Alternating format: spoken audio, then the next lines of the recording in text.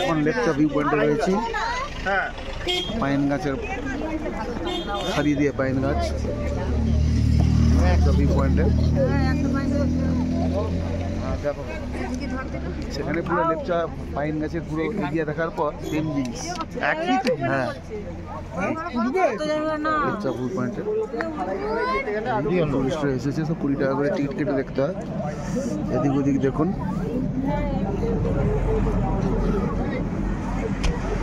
এটা লেপচা জগৎ, লেপচা গ্রাম ওইদিকে জাস্ট এখন এটা